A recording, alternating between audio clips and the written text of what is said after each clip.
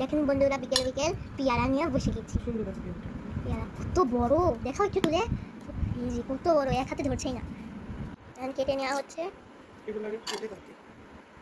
কেটে পাকবে। তো এখন সুন্দর সুন্দর করে কেটে নেব, সুন্দর করে কেটে নেব।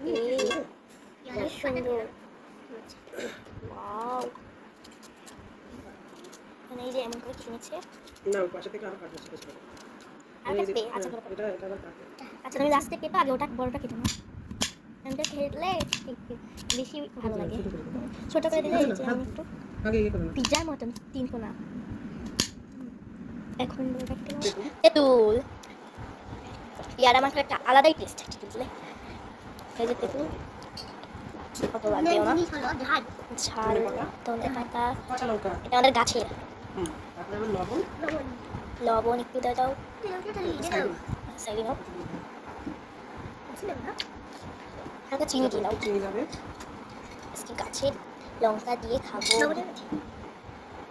যেটা কোথায় আছে সেটা দেখাবো।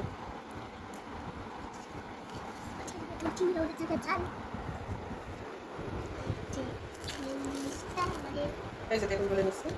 তেঁতুল নাও, একটা তেঁতুল নাও, নিয়ে মাখাও মাখাও মাখাও। প্রথমে এটা তৈরি করে দাও, তারপরে পেয়ারা দিয়ে মাখাও।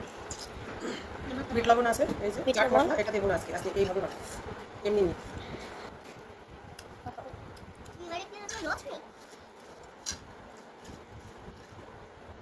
আমাকে দাও না। কেমন হয়েছে? দারুণ। তোমার কাছে কেমন লেগেছে? খাও।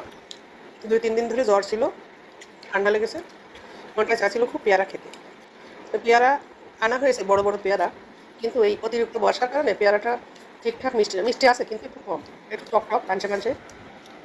তো ভাবলাম যে এইভাবে করে টক ঝাল মিষ্টি দিয়ে মাখালে টেস্টি হবে। তো সত্যি বন্ধুরা এত সুন্দর লাগছে, কী আর বলবো, মানে কাসুন্দি বা অন্যান্য মশলা দিলে সেটা একটু মশলা মশলা হয়ে যায়। ওই অত মশলার থেকে এরকম সিম্পল মাখা অসাধারণ লাগছে। বেশি ভালো। ওটা একটা আলাদা টেস্ট, কিন্তু আমার অত মশলা পছন্দ না, ও সিম্পল মেখেছে ভীষণ মজা। মুখটাই মানে মশলাতেই ভরে যায়, পেয়ারা তো পাবোই না।